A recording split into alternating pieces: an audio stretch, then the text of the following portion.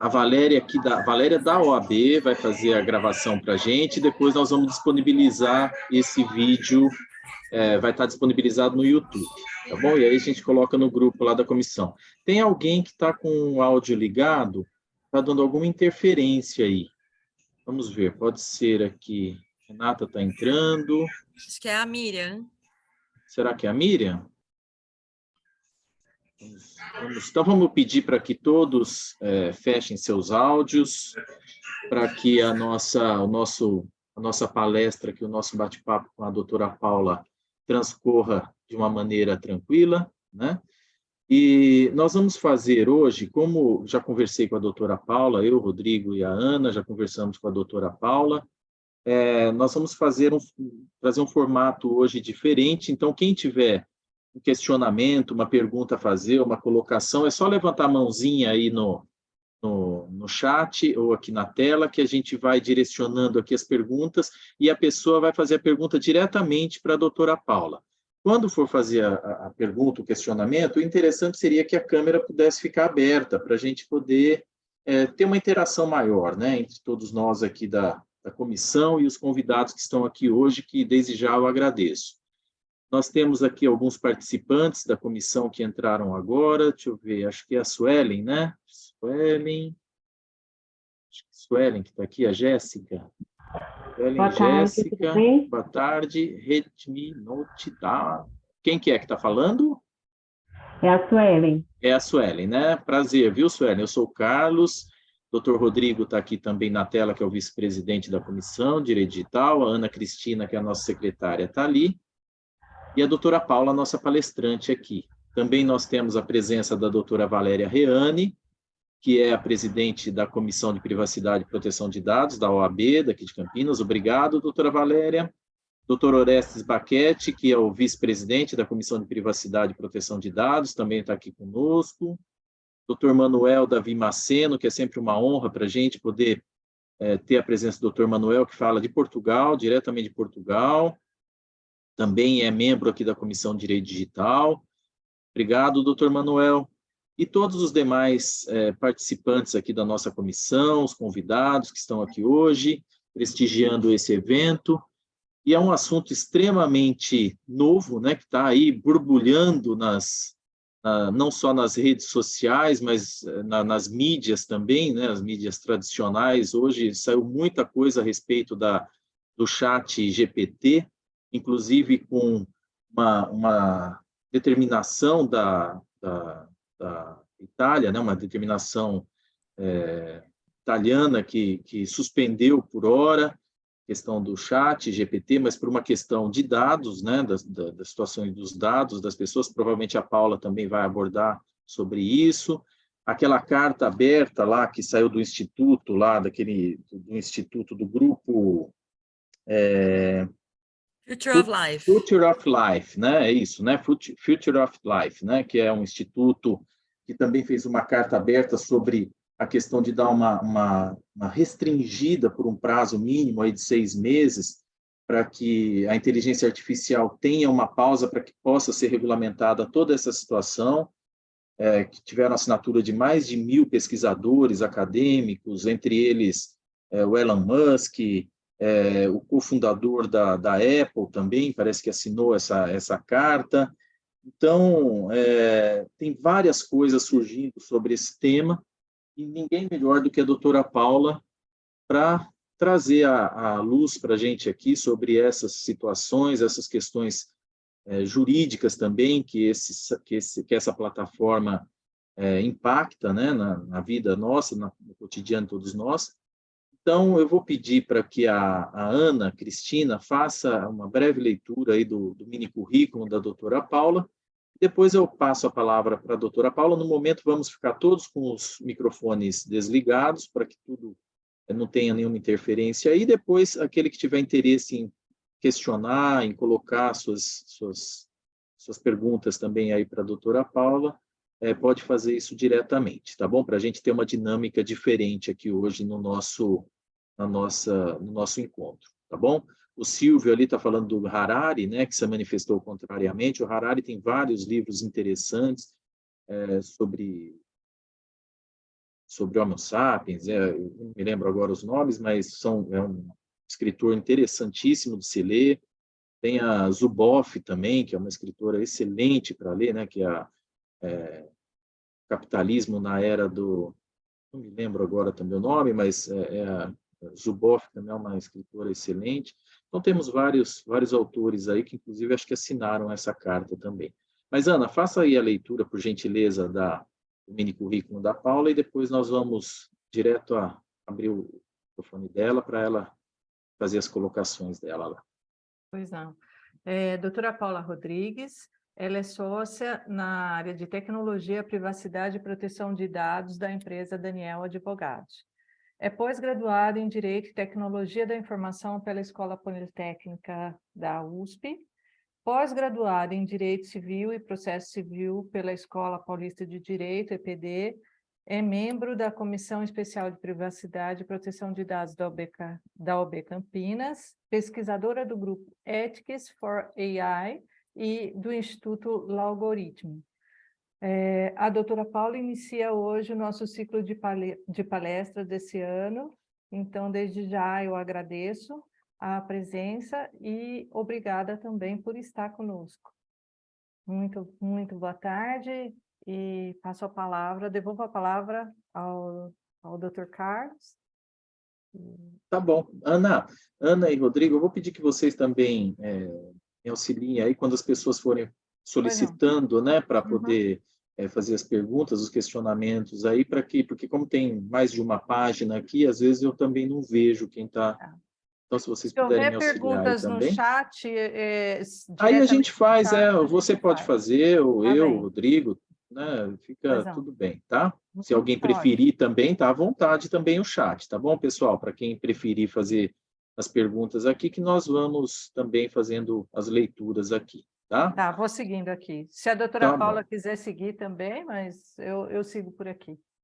Tá bom. A palavra agora, a plataforma é sua, Paula. Fique à vontade, faça as suas considerações e de antemão, eu agradeço o seu pronto ter aceitado o nosso convite. Assim, quando eu liguei, falei com você de pronto aceitou, manifestou uma alegria muito grande em poder participar aqui conosco e dividir, né, esse conhecimento e essa discussão desse tema tão relevante com a gente aqui da comissão da OAB de Campinas, tá? Obrigado, viu? Fique à vontade. Obrigada, viu, doutor Carlos? Boa tarde a todos. É um prazer enorme estar aqui com vocês para falar daquele tema que alguns de vocês sabem que brilha meu olho. Eu quero lembrar que, independentemente de apresentações, eu sou advogada de campo, estou na luta como vocês, atendendo cliente maluco, coisas esquisitas, estamos aqui tanto no direito digital quanto na proteção de dados, então já criando aí uma relação de empatia, né, na nossa atuação. E queria agradecer demais a oportunidade aí, via Dr. Carlos, mas de toda a comissão, em que eu já tive o prazer de falar sobre inteligência artificial e responsabilidade civil no ano de 2021, 2022, então a gente já teve oportunidade de falar sobre isso, e vejam como a comissão já antecipou, né, preocupações ou pontos que nós estamos discutindo em menos de 2 anos, né, para quem achava que sistema de inteligência artificial não ia chegar para todo mundo, porque eu estou em outra cidade, eu não estou na capital, eu não estou fora do país, né? A gente vê que isso realmente, essa realidade se acelerou muito, e a ideia desse bate-papo aqui, que eu estou chamando de bate-papo, né, é a gente conversar um pouquinho sobre essa ferramenta que é o ChatGPT, né?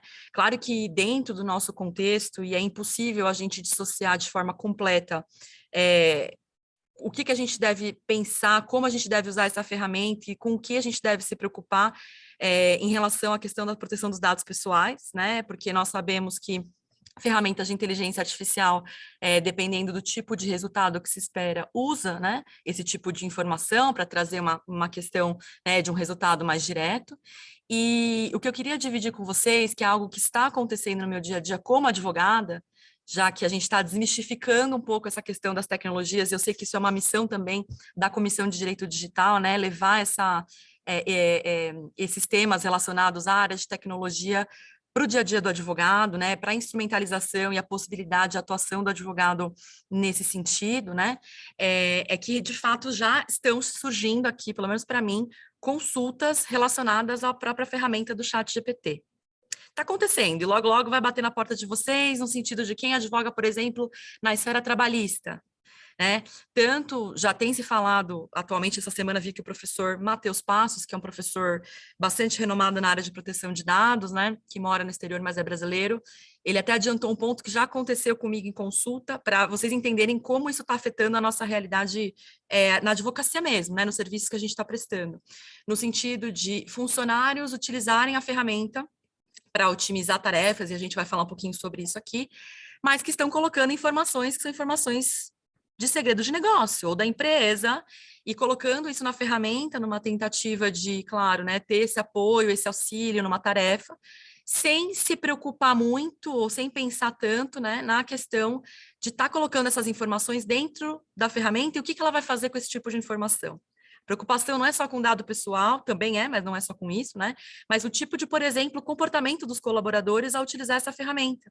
Como é uma ferramenta muito nova, né, dificilmente uma política de segurança da informação ou uma orientação da área de segurança da informação, do TI, enfim, de uma empresa e de um escritório, enfim, vai constar essa proibição ou essa preocupação com limitação de utilização de ferramentas. Às vezes vem numa cláusula genérica, né, às vezes vem numa previsão um pouco mais proibitiva, mas as empresas e os escritórios começaram a se deparar com isso, né? Pessoas de outras áreas que eles nem têm conhecimento, chega assim, a minha tarefa, chefe, veio aqui, a estagiário, a pesquisa, fiz ChatGPT, viu? Só que te avisa depois de ter mandado a pesquisa para você e você achar que ele pesquisou, que ele conferiu as fontes, e aí você, quando você vê, você já está meio que refém ali de algumas situações que, infelizmente, a gente precisa evitar, né? E eu acho que é importante, independentemente, né, do que a gente falar de conhecimento aqui, que sim, eu sou uma entusiasta da ferramenta, assim como de outras.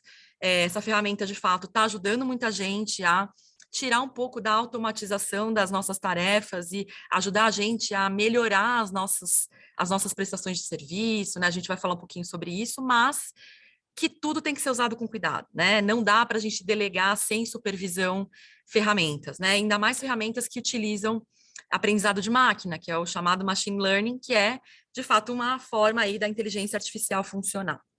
E pensando nesse contexto e nos elementos super relevantes e muito, muito quentes que o Dr. Carlos trouxe aqui, né, de notícias bem recentes sobre as questões de inteligência artificial e ChatGPT, eu acho que primeiro a gente precisa só pensar numa diferenciação.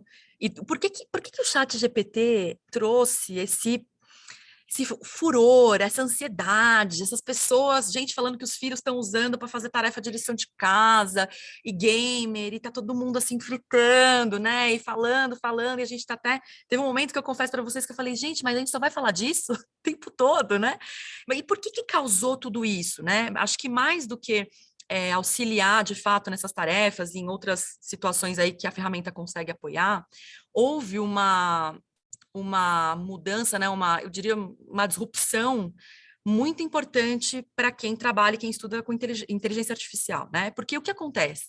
Os sistemas, as aplicações que a gente já tinha ouvido falar, ou já conhecia, ouvia cliente que estava usando, né? Como, por exemplo, sistemas de score de crédito, né? Instituições financeiras, bancárias, por exemplo, utilizam isso, e esse tema não é novo, a Comissão de Digital sabe disso, desde 2015 temos decisão em repetitivo falando sobre a legalidade de se fazer um score de crédito para classificar pessoas que podem ou não obter crédito de acordo com alguns critérios, o que antecede, inclusive, Lei Geral de Proteção de Dados, né? Mas esses sistemas que a gente conhecia até ser divulgada, né, o GPT-3 e aí o ChatGPT, são sistemas que são preditivos, né? Eles, de fato, utilizam dados, informações histórico-passado para chegar a uma conclusão e aí adotar uma decisão automatizada para trazer um resultado, né? No caso do ChatGPT, né, das tecnologias GPT-3, e nós já estamos falando de GPT-4, né? Esse tipo de inteligência artificial é uma inteligência artificial generativa. E isso quer dizer o quê, né? Por que ela é diferente da preditiva?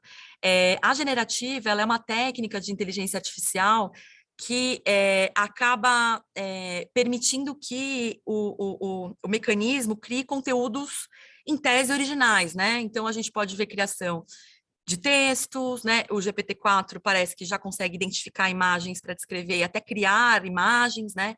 Nós tivemos os emblemáticos casos das imagens do Papa e do Trump, no caso da ferramenta Midjourney, né? Que também é uma ferramenta de inteligência artificial generativa, em que trouxe aí um impacto muito grande em relação à veracidade daquela imagem, porque eu não sei vocês, para mim aquilo parecia totalmente verídico. Eu não conseguia ver um pixel ali que estava fora, não era aquela edição tosca que você vai lá e monta, faz qualquer coisa, não era meu PowerPoint aqui limitado.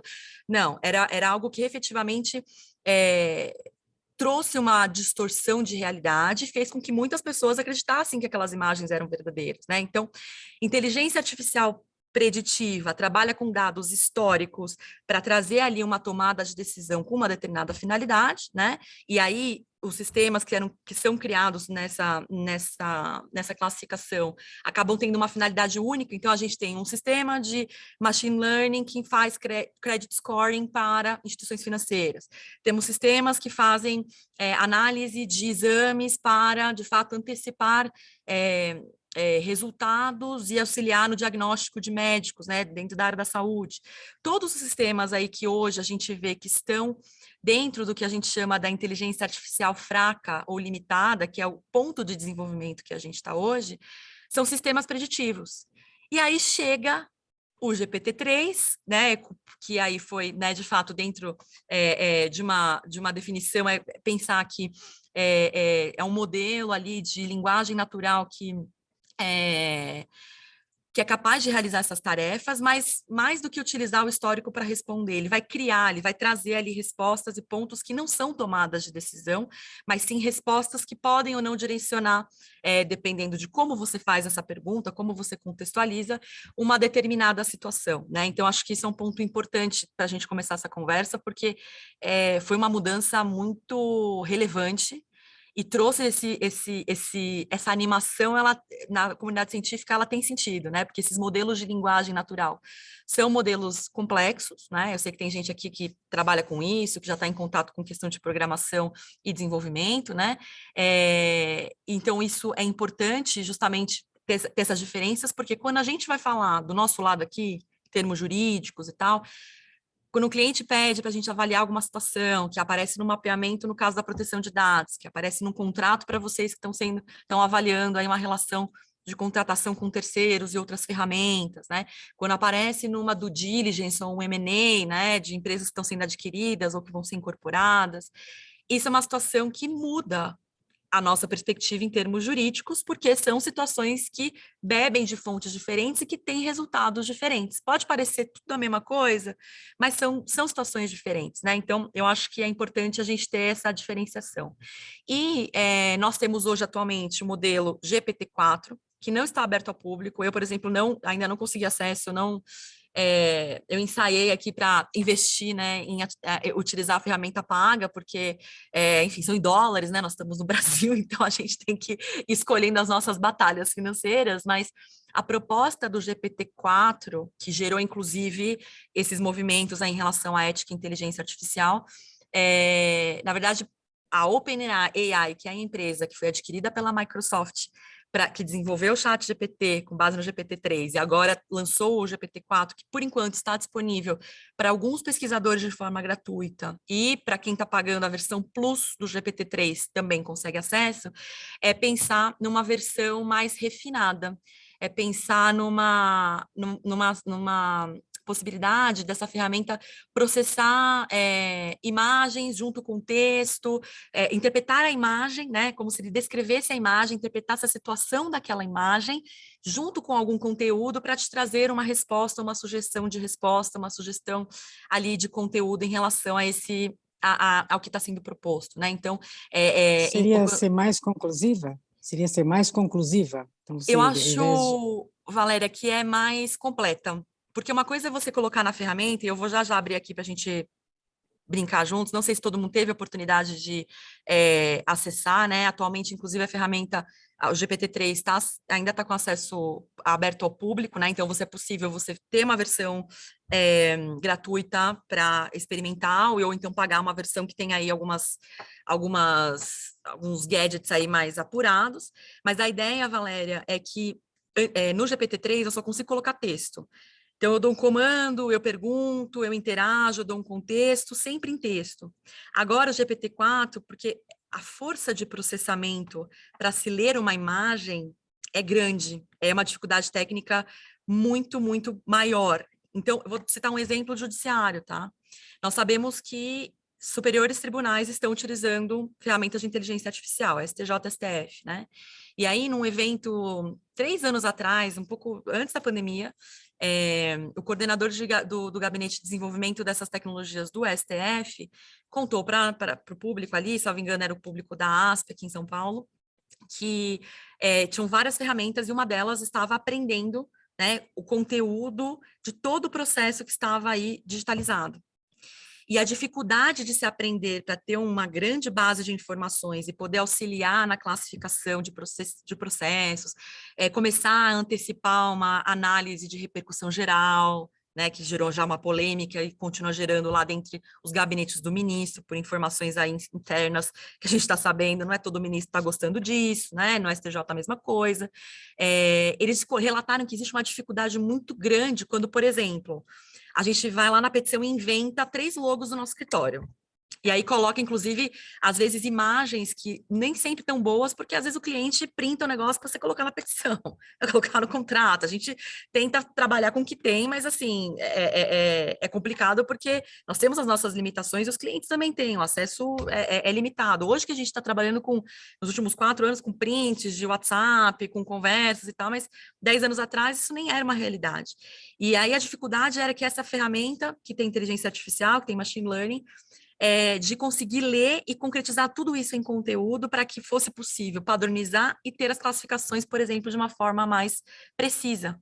Então, toda vez que a gente tem leitura de imagens, de vídeos, tudo que não é texto já traz um contexto um pouco mais complexo para que a ferramenta consiga fazer a leitura. Então, quando a gente fala de GPT-4, chat GPT-4, inclusive, lendo a imagem junto com o texto, por exemplo, uma imagem de um quadro de arte com uma descrição do que seria aquele quadro, né? Ele vai começar a inferir, isso que é muito rico. Mais do que ler o que está, digamos, né, escanear ali, né, o que está naquela imagem, naquele quadro e tudo mais, ele vai ter elementos de interpretação do que aquela imagem significa junto com o contexto do seu texto. E isso é complexo, nós temos dificuldade de fazer isso. Eu posso ver um quadro do Renoir e ler a descrição e ter uma interpretação diferente do Dr. Carlos, diferente da doutora Ana, diferente da doutora Valéria, né? Então, são situações que, assim, mostram que o poder dessa absorção e dessa retroalimentação da ferramenta acabam tendo um direcionamento, né? E aí, começa já a criar uma certa...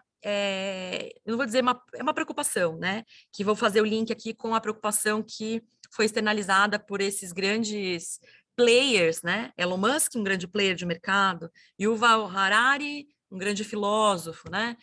Pessoas ali da Apple e outras instituições, muitas universidades ali também assinando essa carta, que basicamente tentou, né, chamar a atenção para os laboratórios que desenvolvem soluções de inteligência artificial, em especial inteligência artificial generativa, por isso que é bacana a gente diferenciar, no sentido de estarem preocupados com o fato de que para desenvolver inteligência artificial e aplicar inteligência artificial, no mundo ideal, a gente tem que ter uma governança mínima. Deve ter uma mínima gestão, monitoramento e controle, né? E que as empresas que se beneficiam disso, além das desenvolvedoras, porque, claro, a ponta começa no desenvolvimento, mas quem compra, quem paga a licença para usar, também está na ponta de responsabilidade. E o ponto que eles quiseram trazer, e aí deixo para vocês o julgamento se isso é um golpe de marketing, se isso é uma preocupação que é verdadeira, se isso está mascarando alguns interesses, né, caso Elon Musk, Twitter, Tesla, né, com outros interesses que estão por trás disso, em concorrência, por exemplo, com a Microsoft e com a Google, que também está desenvolvendo o Bard, né, que também é um outro sistema de inteligência artificial generativa. A preocupação que eles externaram a gente entende que precisamos dar um stop no desenvolvimento de inteligência artificial generativa acima do GPT-4, eles foram bem específicos, ou seja, acima dessa capacidade que já está sendo mostrada aí de interpretação, leitura de imagens e tal, por pelo menos 6 meses, diante do que eles veem em termos de governança, em termos de monitoramento, em termos de revisão humana dessas soluções, e que isso, de uma forma desenfreada, na verdade, a questão de governança, a questão de se preocupar com a gestão, a questão de treinar pessoas para utilizar, especialmente sobre a questão ética, né, e sobre os valores e os dados que estão sendo utilizados por essas ferramentas, isso já não está sendo observado agora, e nós já estamos numa corrida maluca, de cada hora uma empresa falar uma coisa, de lançar. Hoje eu descobri que tem o chat PDF, gente, não sabia disso. Alguém me falou, tem um chat PDF aqui, eu até depois vou abrir a página para a gente ver, que é uma interação do chat, que você coloca o seu PDF lá e ele tem interações para te mostrar coisas, né, de revisão de texto, de sugestão. Assim, as coisas estão evoluindo numa velocidade quase que descontrolada. Então, a intenção da carta, pelo menos o que está publicado, né, intenções à parte, é, de fato, voltar à discussão em relação às questões éticas e consequências jurídicas, propriamente ditas, da utilização e do desenvolvimento desenfreado sem medidas preventivas, sem mitigar risco, que tudo aqui, tecnologia é risco, vai ser mais, vai ser menos, vai ser meio, é mitigação de risco. Então, isso é muito interessante, porque, ao mesmo tempo que houve a publicação dessa carta, outros profissionais que também são players do mercado, aí pesquisadores da IBM, pessoal da Microsoft, quiseram contrapor a essa carta, dizendo que, olha, é um pedido, né? Não é tem um abaixo-assinado, muita gente está aderindo e tal, mas não é uma questão de uma autoridade falando isso, não é uma questão regulatória de algum país ou de algum bloco específico, né? Mas que é uma preocupação, já que no mundo a questão regulatória ainda é muito imatura. Preciso lembrar vocês, né, que eu sei que o professor Manuel estava aqui, que na Europa nós temos uma proposta de regulamentação de inteligência artificial que já está sendo discutida há bastante tempo, pelo menos 3 anos, assim como a GDPR, né, no caso da proteção de dados, também levou uma maturação, era uma lei, uma diretiva de 99, que depois, né, veio ali com uma mudança. A Europa, o bloco da União Europeia acaba sendo pioneiro nessa discussão, mas inclusive lá tá dando problema, tá dando quebra-pau. O pessoal lá tá falando, meu Deus, né, como é que a gente vai regulamentar uma situação como essa? Sobre os resultados, né, a proposta lá, basicamente, pensa em classificar os sistemas pelas suas finalidades e classificar por risco. O que é risco inaceitável para a União Europeia? Por exemplo, reconhecimento facial, que é um tema... Daria para a gente fazer 5 encontros sobre reconhecimento facial, sobre várias perspectivas. Reconhecimento facial. A Europa quer banir reconhecimento facial na grande maioria dos casos. No Brasil, nós temos uma cultura diferente, por conta das questões, inclusive fazendo a ponte com proteção de dados, né, da criação da base legal de proteção ao crédito, que é uma criação nossa aqui brasileira. E aí é o alô para a doutora Valéria e da comissão do tipo, a gente precisa produzir material sobre isso, porque não vai beber da fonte europeia, está aparecendo consulta, e a gente está aqui caçando pelo em ovo para conseguir ter uma substância. Pensando nessa questão de mudança cultural. Brasil, estamos aí com uma discussão muito forte em relação à regulação também, com o PL 21 de 2020, que avançou no Senado, né? Tivemos aí, só para recapitular, uma proposta inicial mais principiológica e mais genérica da Câmara dos Deputados, passou para o Senado, que nomeou no ano passado uma comissão de especialistas, né, a comissão de juristas para discutir esse projeto. No final do ano passado foi publicado um relatório de 98 páginas, muito robusto, sobre uma proposta legislativa bem diferente da Câmara para regulamentar a inteligência artificial, bebendo muito da proposta europeia, mas que tá dando discussão aqui, tá dando, né, polêmica. Pô, vamos classificar esses temas como alto risco, mas e se a gente tiver uma limitação disso, se o ambiente for segregado, né? E onde que entra inteligência artificial generativa no meio disso tudo, né? Já que a gente não estava pensando tanto na inteligência artificial generativa no passado com essa relevância, né? Então, acho que como panorama, vale a pena a gente se situar e colocar os nossos pés aí em relação a esse ponto, porque isso é uma coisa que, de fato, está afetando a gente. E aí eu vou pedir licença para... pessoal da comissão, vocês conseguem habilitar a minha possibilidade de compartilhar a tela, por favor?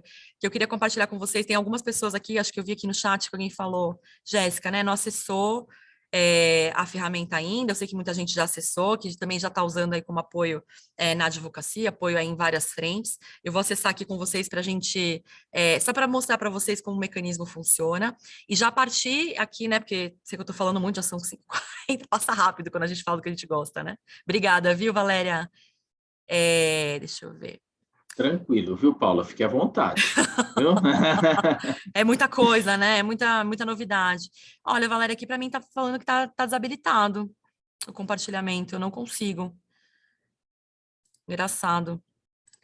E a ideia é mostrar para vocês não só como a ferramenta funciona, mas já introduzir alguns pontos que eu, não sozinha, né? Deixa eu tentar aqui, vamos ver. Ah, agora sim, maravilhoso. Muito, muito bom. Compartilhando a minha tela aqui. Eu sei que deve estar um pouco pequeno, deixa eu passar aqui a tela para o lado de lá. Eu estou com 2 telas aqui, vou aumentar aqui um pouco mais para que fique a visualização um pouco melhor, né?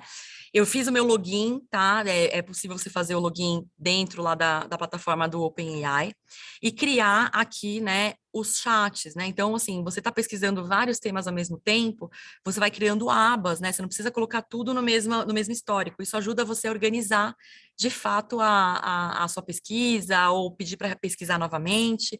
Eu vou criar aqui um novo chat e colocar aqui, está em inglês, tá? Mas você pode pesquisar isso em português, pode pesquisar em espanhol, já adiantando que a ferramenta ela é muito útil e confiável para tradução de textos, tá? Bom, tradução de vários textos para várias línguas, é muito bom para revisar a tradução, revisar nosso e-mail em inglês, e-mail em espanhol, e-mail em alemão, para quem trabalha com parceiros internacionais, é um uso super positivo, com baixo risco aqui da ferramenta.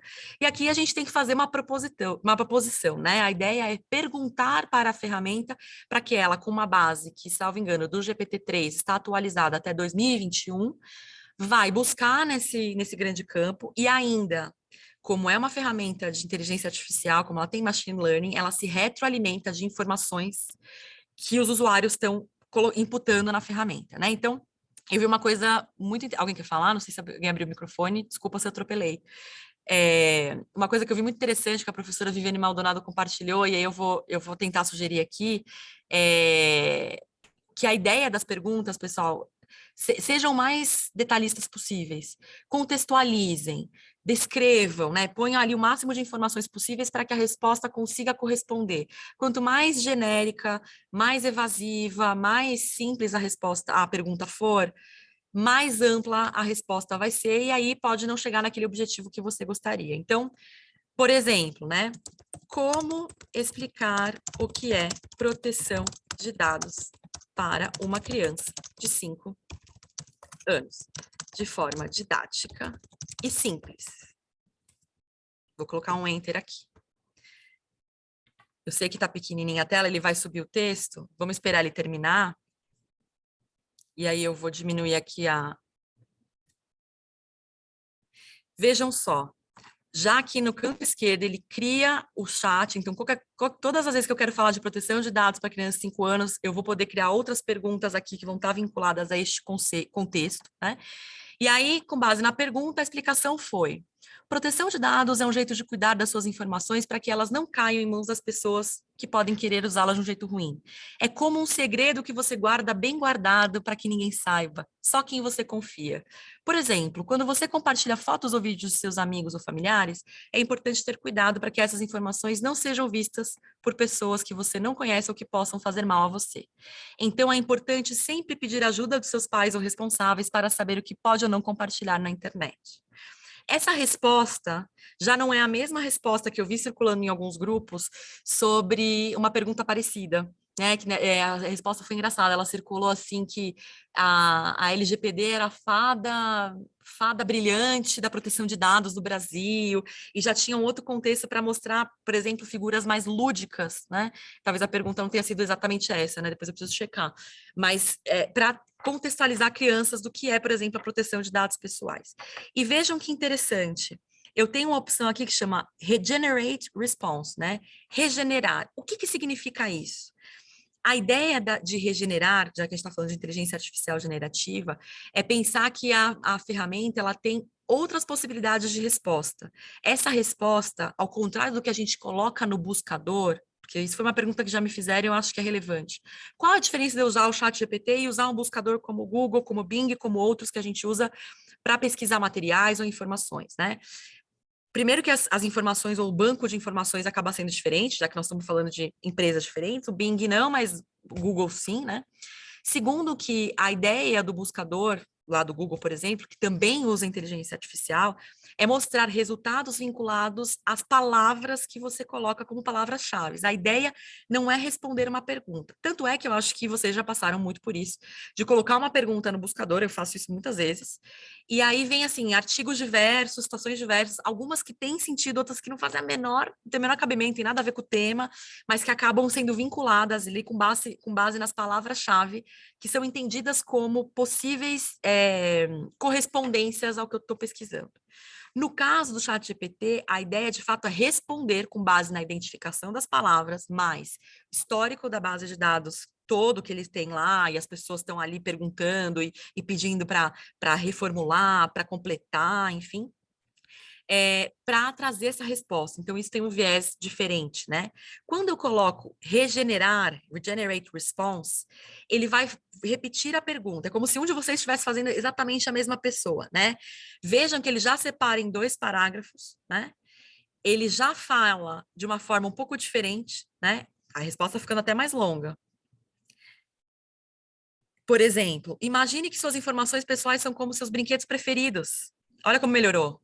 Você gosta de brincar com eles e se diverte muito, mas não quer que outras pessoas peguem seus brinquedos sem a sua autorização, não é mesmo? Da mesma forma, suas informações pessoais também precisam de proteção. Então, vejam que o contexto da minha pergunta, a pergunta continua a mesma, né? É uma pergunta que não está tão fechada, mas é só um exemplo para a gente refletir juntos. Com base nessa ideia de regenerar, ou seja, perguntar novamente, a ferramenta buscar outros elementos para trazer uma resposta, vejam que até no final, ele pergunta, essa resposta foi melhor ou pior? Eu posso avaliar e, com isso, a ferramenta vai aprender que a segunda resposta parece mais adequada do que a primeira. Só que isso está atrelado a uma situação de subjetividade de quem está colocando a resposta, né? Eu posso colocar aqui, achei incrível, e, por exemplo, o doutor Carlos fala, nossa, achei nada a ver, isso aqui não ficou nada mais fácil, achei que botou mais texto e tal. Então, assim, as avaliações que vão ser inferidas nessa ferramenta também tem um quê de subjetividade. E por isso que a gente fala que é importante tomar cuidado com o que a gente está colocando na ferramenta, né? Eu acho que é muito válido, eu vou parar um pouco o compartilhamento para fazer contato com vocês aqui, porque é importante para mim. Por isso que a gente fala, quando a gente pensa em risco jurídico, e eu comentei a situação da minha consulta, eu descobri que um funcionário está usando o ChatGPT para estratégias de marketing. Temos problemas? Não necessariamente. Para que tipo de informação ele está querendo saber? Ele quer revisar textos? Então, ponto 1 que eu acho importante. Falei de um caso de uso positivo, tradução. Ponto 2 positivo, revisão ortográfica de textos em português. Show de bola, show de bola. Vamos revisar aquele e-mail ferradão que eu vou mandar para aquele cliente, assim, que eu quero fechar, e eu tô com pressa, e eu preciso dar uma, né, eu preciso oxigenar, eu quero saber, claro, o e-mail não contendo a análise do caso, mas, né, tendo ali frases ou pontos que você queira compartilhar, excelente a ferramenta para revisar texto, gente, vale muito. E aí perde o seu tempo, porque o identificador, o corretor automático, bom, o do Word tem várias falhas, o do Outlook é um Deus nos acuda, é péssimo, acho horrível. ChatGPT pode ajudar super nisso. Revisão de textos em outras línguas, com a questão da concordância. Então, uso positivo. Aí, a outra consulta que apareceu para mim. Então, tem um advogado do jurídico aqui que me falou que estava com dúvida sobre uma cláusula de não confidencialidade de um contrato. E aí, ele resolveu pedir para o ChatGPT revisar a cláusula. Olha, né, teve até alguém aqui no chat que falou, olha, achei que eu ouvi falar, né, acho que foi a própria Jéssica, né, os vídeos que mencionam sobre a criação automática de contratos, né, advogados, olhem essa dica, né, que eu acho que, enfim, né, aquela coisa maravilhosa. Vejam, depende, você vai efetivamente colocar uma cláusula de um documento que pode ter algum tipo de informação ou um contexto nessa plataforma? Não. E olha, fazendo até a ponte, não só com dados pessoais, mas outras informações. Além disso ficar armazenado na ferramenta, e sim, pelos termos de uso, isso fica armazenado. Tem uma diferença lá nos termos de uso que eu acho importante colocar. Até o próprio professor Matheus Passo acabou publicando isso hoje. Falei, nossa, a gente está muito sintonizado, né? Dentro dos termos de uso da ferramenta, tem lá uma disposição que fala que se você usa a ferramenta paga, que é a API, né, que eles chamam de conteúdo API, de boa, não vai comunicar, a ferramenta vai aprender só com o seu, não vai ter comunicação, não vai ter com nada, vai ser limitado esse ambiente e o machine learning vai ser aplicado exclusivamente para você, então não tem comunicação com outras informações.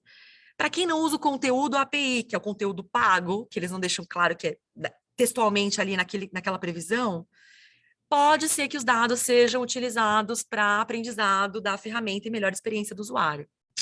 A gente vai querer correr esse risco do pod, colocando informações ou pontos que aí vão comprometer, vão estar colocados numa base da Microsoft, e pior, se eu faço uma pergunta de revisão de uma cláusula contratual de um cliente, de um acordo de não confidencialidade numa competição maluca entre dois clientes que estão ali brigando.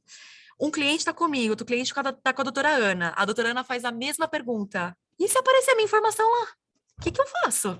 Como é que a gente, olha a situação complicada que a gente fica, porque a ferramenta pode indicar, eu posso regenerar a resposta quantas vezes eu quiser, até aparecer aquilo que eu imagino que possa ser mais correto e ter esse cruzamento de informações. Isso é muito grave, isso é muito sério, e eu não vejo muita gente falando sobre isso, né? Então, assim, ponto de atenção em relação a risco jurídico, né? Então, além da questão das respostas erradas, né? Vocês devem ter ouvido, lido, né, em algum momento, alguma afirmação sobre as alucinações dessa ferramenta de inteligência artificial generativa, né? Que nada mais é do que, de fato, por conta do volume das informações, da própria capacidade de retroalimentação, é possível que a ferramenta aprenda situações que não estão certas. Eu não sei se vocês viram, mas quando a Google fez o primeiro lançamento do Bard, que é uma ferramenta de inteligência artificial generativa para competir com o ChatGPT, evento online, 1.000 pessoas assistindo, aquele show, né? Aquele circo maravilhoso. A ferramenta errou uma pergunta básica de história. Atribuiu um fato histórico a uma pessoa que não tinha nada a ver, coisa básica de livro de escola.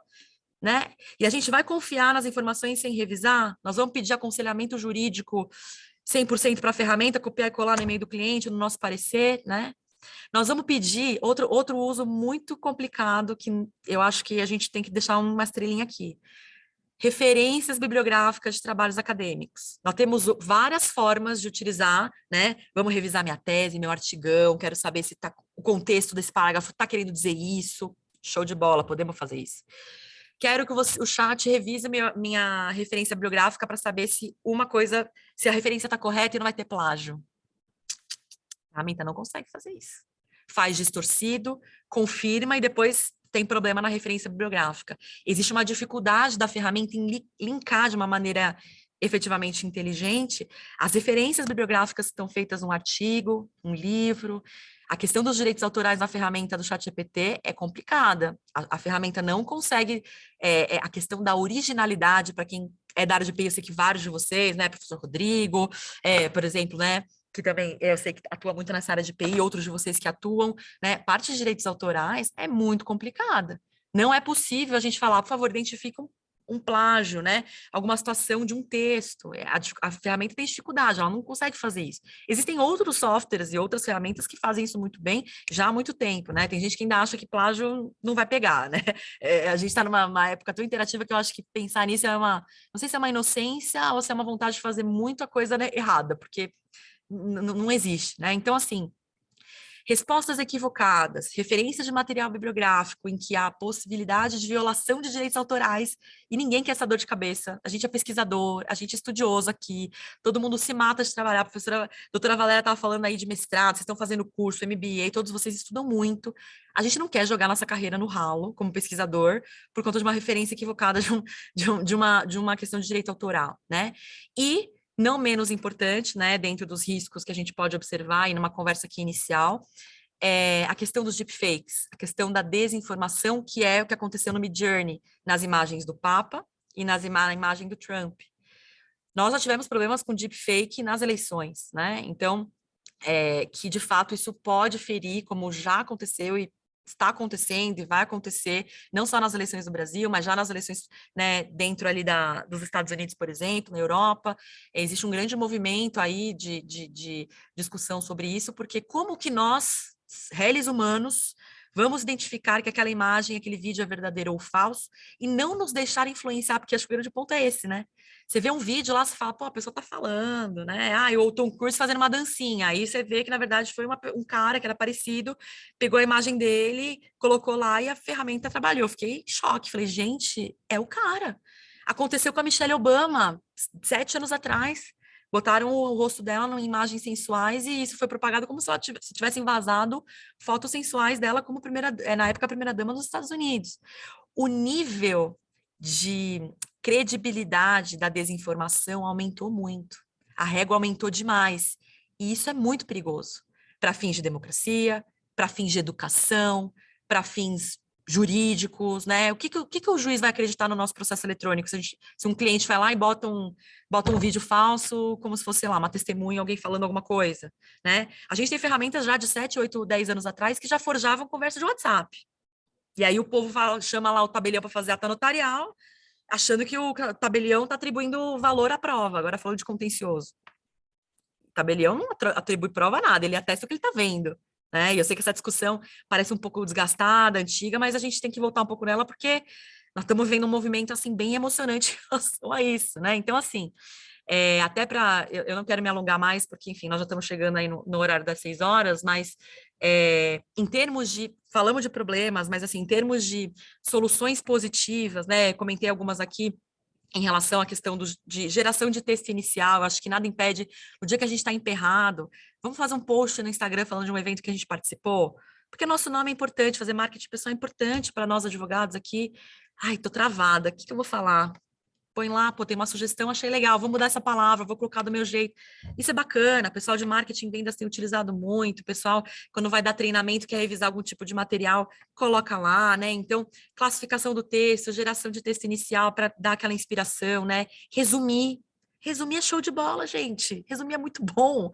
Aquele textão em inglês, 20 páginas, você fala, meu, eu não vou conseguir ler tudo, eu preciso ler 4 textos para entrar numa reunião com um cliente de não sei o quê. É um texto, né? Não estou falando de documento, mas um texto que eu preciso me informar minimamente sobre alguns pontos, que eu tenho 5 meses para falar com esse cliente sobre esse tema. Aqui um resumo, né? Um resumo bacana, qualificado. Eu posso pedir para gerar vários resumos e aí eu consigo ter até mais visibilidade, né? É um resumo mais completo, né? Então, assim, são formas positivas de utilizar, né? A questão das cláusulas contratuais, acho que se quiser um modelo de cláusula contratual, não vejo problema, né? Só tomar cuidado e eu vou bater muito nessa tecla. Revisão humana. Isso é uma coisa que centraliza muito as discussões de inteligência artificial, seja generativa, preditiva, né? É nisso que os grupos éticos lá fora e aqui no Brasil estão discutindo hoje, né? Como eu posso pensar em monitorar e acompanhar as ferramentas de inteligência artificial? Não vamos nos acomodar e deixar o negócio rolar solto. Eu preciso de... A ferramenta ela é criada centrada no ser humano, ela está servindo a nós. Então, assim, não tem por que deixar rolar solto e eu vou usar essa informação de qualquer jeito e criar uma desinformação, né? Nós, como profissionais do direito, nós, como pesquisadores, alunos e professores, a gente tem uma responsabilidade social muito grande, pessoal. Eu acho, assim, é mais do que advogado, assim, é uma responsabilidade social gigantesca. Então, já que a gente está se capacitando, trazendo discussão aqui, vamos, de repente, o doutor Carlos me chama de novo e fala, Paula, vamos fazer uma segunda rodada agora que a gente tem, o pessoal já está usando aqui, temos dúvida. Vamos discutir, mas o importante é revisão. Nunca copiar e colar e falar, isso aqui está certo, presumir uma certeza absoluta em ferramentas que ainda vão demorar para alcançar qualquer tipo, será que vão alcançar algum tipo de inteligência que supere a nossa, né? Raciocínios muito lógicos e muito elaborados, ferramentas como o ChatGPT não conseguem auxiliar e jamais vão superar aí a questão da capacidade humana. Pensar que efetivamente essas ferramentas conseguem trazer contextos muito interessantes para o nosso dia a dia, para quem advoga sozinho tem que fazer tudo, né? Eu tenho contabilidade, eu tenho financeiro, eu tenho captação, eu tenho desenvolvimento, eu tenho tudo. Como é que a gente consegue tornar a vida desse advogado, dessa pessoa ou dessas pessoas juntas que numa estrutura pequena mais fácil? O ChatGPT consegue otimizar nosso tempo, né? Reunião, preparação, material, isso é bacana, né? Cláusulas gerais. Pô, tô pensando em oferecer um produto ou uma assessoria jurídica em um tema. Como que será que está sendo lá fora? Deixa eu ver como é que está nos Estados Unidos, que o cliente é lá de fora. O que o chat recomenda? Mas assim, leia, busque fontes para reforçar isso. São fontes de inspiração para a gente poder trabalhar, né? E eu acho que um ponto final, que só para comentar rapidamente, né, o que o Dr. Carlos trouxe sobre a notícia da Autoridade de Proteção de Dados italiana, né? Nós temos algumas autoridades de proteção de dados preocupadas aí com a utilização de sistemas de inteligência artificial generativa por conta de falta de clareza na questão do uso da ferramenta em relação à própria política de privacidade, né, a questão do consentimento. No caso da autoridade italiana, se não me engano, ela considerou que o ChatGPT não tinha uma autorização, né, um consentimento mais definido em relação à coleta dos dados pessoais, né, ainda que sejam só para aprimorar as respostas do ChatGPT, e também um cuidado com a exposição de menores de idade, né, porque o chat não tem verificação alguma. Tem uma sócia aqui do escritório que falou: meu filho já faz isso, desde que lançou ele tá lá todo dia usando. Aí eu não sei, eu fiquei meio assim, do tipo, uma sócia mais sênior, né? Eu falei, gente, eu aviso, alguém avisa, do tipo, mas você tá vendo o que ele tá perguntando? Você tá vendo o que ele tá colocando lá? Você tá vendo as respostas que estão acontecendo? E se tem uma criança que tá sofrendo um bullying, cyberbullying, tá pensando em fazer alguma coisa? A ferramenta, assim, eu já tentei, por exemplo, colocar lá: o que você recomenda para uma pessoa emagrecer em 30 dias com uma dieta da lua? Você acha que é ok? E aí a ferramenta, no começo não estava assim, mas agora começou a recomendar, do tipo, informações de saúde, né? Procure seu médico, avalie melhor, é importante manter aí umas recomendações mais gerais. Mas isso está sofrendo uma adaptação da ferramenta, não é para tudo que essas devolutivas estão acontecendo. Então, a preocupação dos eticistas, que parece tão distante da gente aqui, advogado, falar, isso aqui tá, nossa, é muito principiológico e tal, está acontecendo no modelo concreto, né? É o modelo, de fato, de se preocupar com como esses sistemas estão se retroalimentando para dar aconselhamentos das mais diversas naturezas e incentivar ou desincentivar um comportamento que pode ser nocivo, que pode ali gerar um dano à sociedade, individual, coletivo, enfim. Então, para não me estender mais, né, que eu sei que esse assunto é muito instigante, vocês veem que eu até falo meio rápido, estou até me controlando para falar mais devagar, porque a ideia é tentar passar o máximo de informações possíveis. Eu convido vocês a fazerem o login da ferramenta, gratuito, assim, né, com esses cuidados que a gente colocou, mas testem, assim, não fiquem com receio, não fica tipo, isso aqui não sei. É importante a gente, como advogado, ter esse tipo de ferramenta como apoio, e a gente começa a ver facilidade, né, mesmo os mais resistentes começam a ver facilidades em alguns pontos com esses cuidados, e isso pode melhorar nosso dia a dia, né, nossa carga da advocacia está complicada, ano de 2023 ainda estamos sofrendo efeito pós-pandemia, nós temos mudanças radicais aí em termos de economia, então, por que a gente não pode, de fato, né, trazer essas ferramentas? E mais do que isso, advogar no hoje é utilizar ferramentas e como colaboração. Não dá para advogar sem usar nada mais. Vocês têm sistema de processo, a gente tem sistema que faz relatório jurimétrico, a gente tem... E ferramentas que hoje eu entendo que começam a ser um pouco mais acessíveis para a advocacia, e sei que parece que a nova administração também está encampando um movimento para que haja essa acessibilidade para os advogados no geral, porque isso é importante, né, esse acesso. Mas, assim, a gente não pode ficar para trás, que depois falar que o cliente não aparece, que a gente não tem como captar, que está difícil. Os advogados são grandes sobreviventes dos ecossistemas, das questões políticas, sociais, econômicas, nós vamos nos perpetuando no tempo, nossa profissão nunca vai deixar de existir, nunca. Pode aparecer o advogado robô aqui, não vai. O que vai mudar é a nossa forma de advogar. Então, Queria mais uma vez agradecer esse espaço de fala, pedir desculpas pela velocidade e deixar vocês à vontade para fazer comentários, perguntas, pontos, indignações, porque eu estou aprendendo aqui junto com vocês, tá? Obrigada. Obrigado a você, Paula. Pô, é um tema super instigante e, assim, vamos discutir mais ocasiões, né, sobre isso, sobre essa plataforma e sobre inteligência artificial que está aí, né, e quando você comentou se é uma questão comercial ou não, foi a primeira coisa que eu pensei quando veio essa carta e a assinatura do Musk, né, com outros lá. Eu falei, poxa, será que isso não é uma questão econômica que eles estão tentando segurar um pouco para, por baixo do pano, começar a desenvolver outras situações aí, né? Mas fica essa dúvida no ar, né?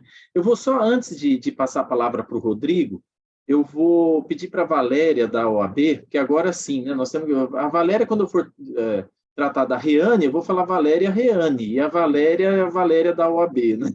Porque nós temos duas Valérias aqui.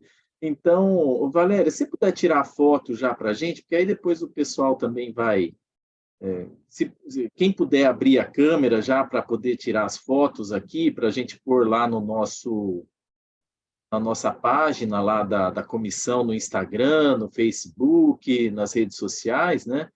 Então, vamos abrir a câmera, fazer aquele sorrisão para a Valéria poder tirar a fotinho nossa aqui. E depois, viu, Paula, quando tiver disponibilizado o link, eu encaminho direto para você, mas vai estar também, eu vou pôr no grupo lá da Comissão de Direito Digital, vai estar lá no grupo também, e para aqueles que não participam da Comissão de Direito Digital, vai estar no link da OAB, na página do YouTube da OAB Campinas, tá bom? Essa apresentação da brilhante explanação da doutora Paula aqui, né? Que a Paula, eu sou fã da Paula, ela sempre vem com esse jeitinho dela aí, e cativa todos nós, né? Porque é uma pessoa extremamente culta, estudiosa, e que é uma delícia a gente poder compartilhar, ouvi-la e aprender bastante, viu, Paula, sobre diversos assuntos aí com você. Eu admiro muito o seu profissionalismo e a sua forma como você tem a didática de explanar aquilo que você está disposto a proporcionar a todos nós aqui, né? Valéria, só avisa aí quando você já tiver tirado a foto, está todo mundo muito bonito aí, olha lá, ó, na câmera, pessoalzinho ali, o Rodrigo sorrindo, Ana Cristina também, né? Tudo certo, Valéria? Beleza? Vamos dar continuidade aqui. Mas podem ficar com as câmeras abertas, viu? Quem puder aí, quem quiser também, é lógico, né? Fique com as câmeras abertas para a gente poder bater esse papo, terminar essa nossa sexta-feira aqui com esse bate-papo com a doutora Paula.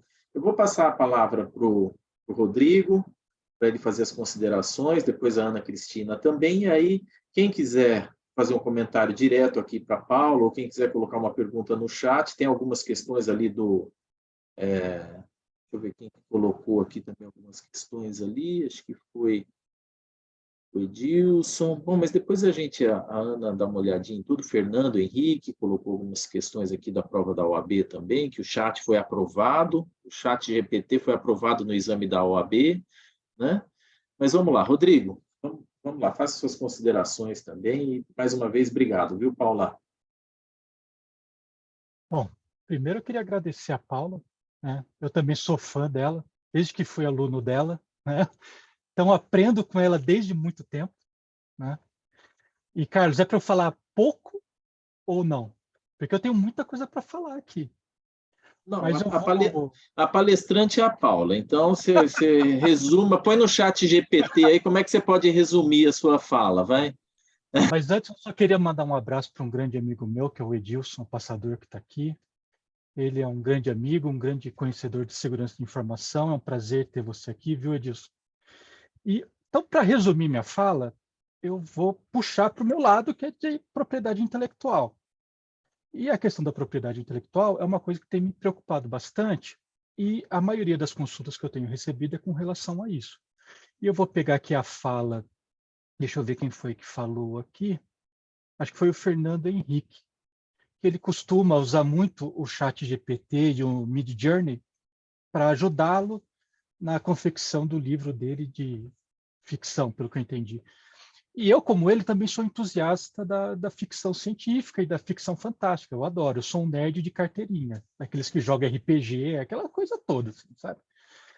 E qual que é a minha grande preocupação nisso? São duas, na verdade. O ChatGPT nada mais é do que uma inteligência artificial, né? Daqui a pouco vai acontecer o desgaste da marca e toda a inteligência artificial vai ser chamado ChatGPT, mas tem várias, né? A gente tem ChatGPT para um monte de coisa. E quando eu acessei o Midjourney a primeira vez, eu fiquei bastante surpreso, porque eu, usando 3 ou 4 palavras, eu consegui fazer uma imagem maravilhosa, né? E se você colocar a palavra fotorrealista, a imagem fica maravilhosa mesmo e real. Então, quais são as minhas duas grandes preocupações? A primeira grande preocupação é realmente quem é o autor dessa imagem criada pela inteligência artificial. E mesmo no Midjourney, quando eu pago aquilo, ninguém garante que eu sou dono exclusivo, porque ela está na tela do meu computador. Se eu der um print e colar essa imagem no Paint do Windows, não vou nem falar Photoshop, eu uso do jeito que ele quiser. Essa é uma grande preocupação no sentido de que vai pulverizar. E vai pulverizar, e o risco de que muitas criações utilizando a inteligência artificial vão ficar muito parecidas também, por enquanto, né?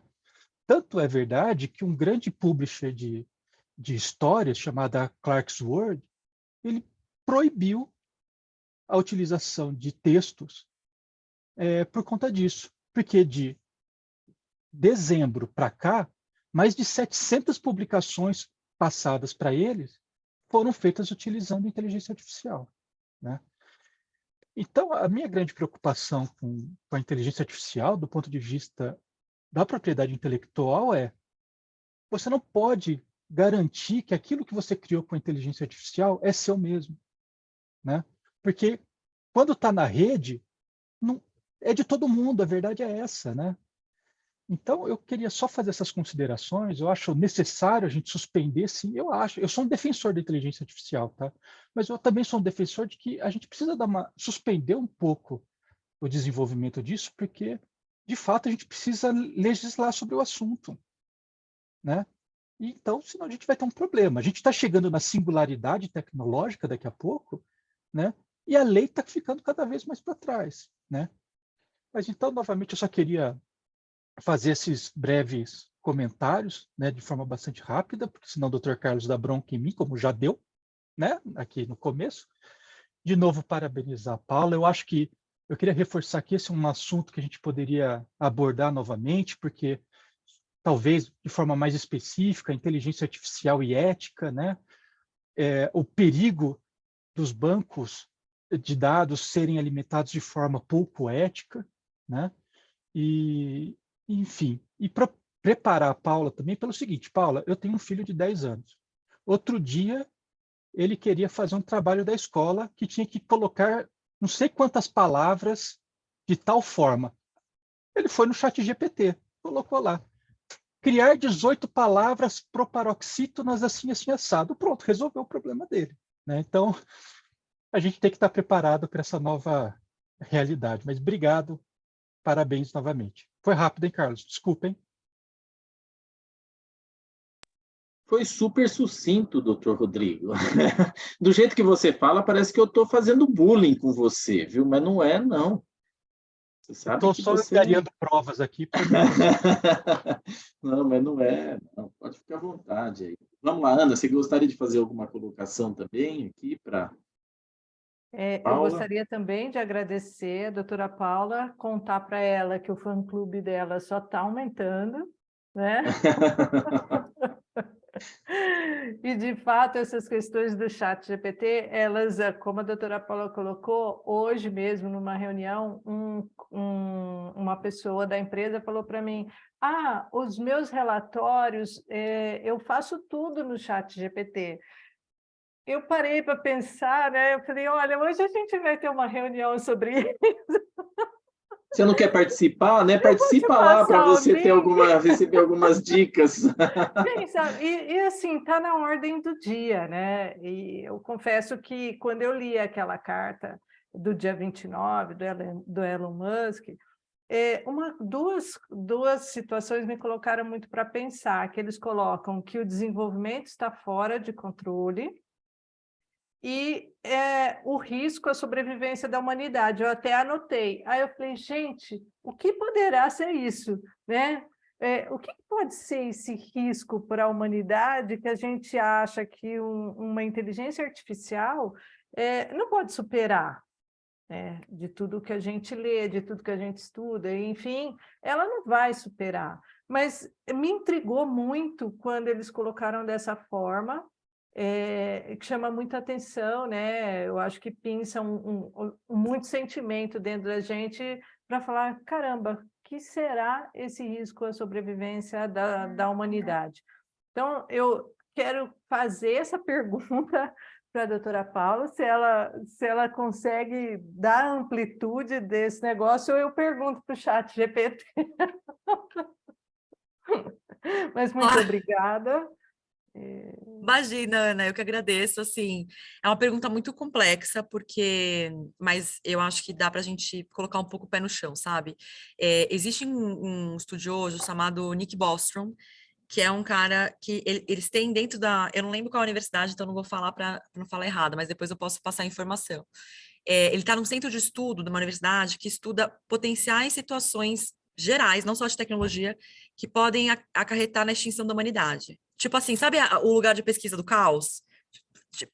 Existe isso, cientificamente falando. E ele tem um livro chamado Superinteligência, que é um livro bem complexo, em que ele trata, né, a situação do desenvolvimento da inteligência artificial, no que seria uma superinteligência, que aí sim superaria as capacidades humanas em termos de não ter uma dependência, ainda que indireta, do ser humano para transmitir emoções e não só replicar, porque a inteligência artificial hoje ela replica, né, ela não tem emoção, ela não tem consciência, ela não tem ética, né, enfim, isso acontece. E ele tem esse estudo dizendo que pode ser que numa velocidade de como estamos, isso vai acontecer. Mas muitos cientistas estão dizendo que isso ainda está muito longe de acontecer. E algumas pessoas até criticaram esse ponto, Ana, na carta, porque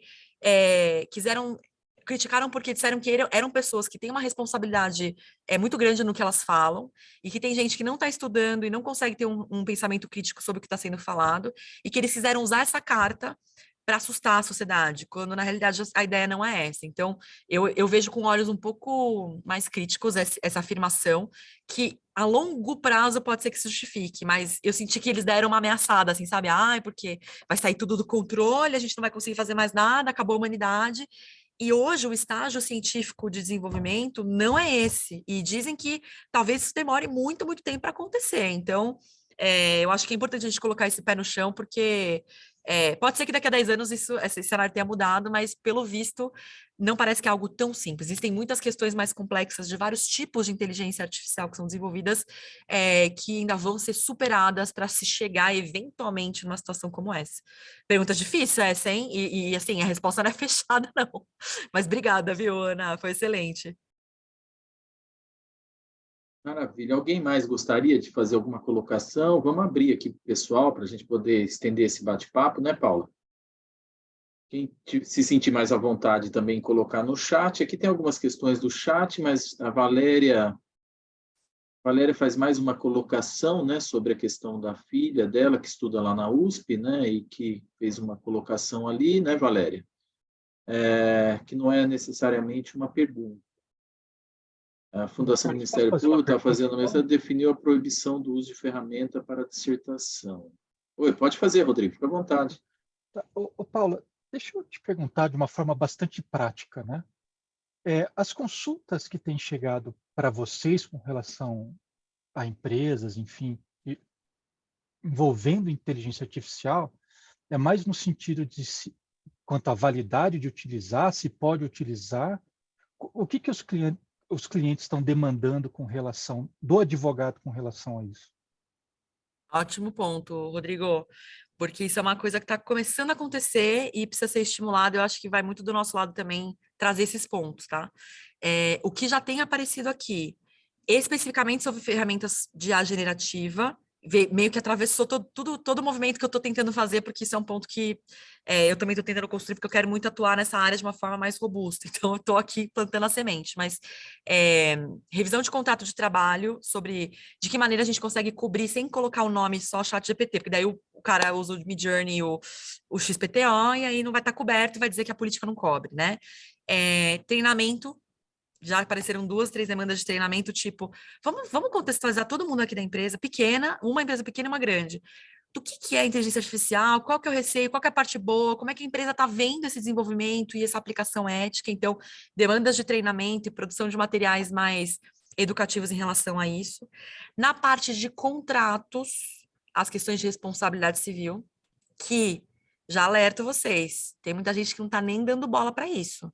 E cabe a nós para captar, para chamar atenção, falar, preciso revisar o contrato, quando eu vou estimar meus honorários, o povo fala, que cara...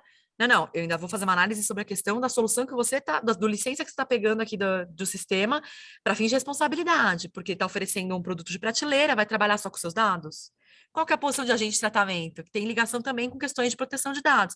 Vai respeitar o artigo 20 da LGPD em termos... Quem que vai responder o artigo 20 da LGPD, que diz que o titular tem direito à revisão e direito à explicação. Se eu não tenho a ferramenta, mas estou licenciando, se o cara me pergunta quais são os critérios mínimos ou como a decisão foi tomada, eu, como controladora, não consigo responder, porque eu estou pegando a ferramenta do, em tese, operador. E gera uma discussão, inclusive, disso. Então, eu estou vendo contratos, estou vendo treinamento, estou vendo questões vinculadas à área trabalhista e um outro ponto.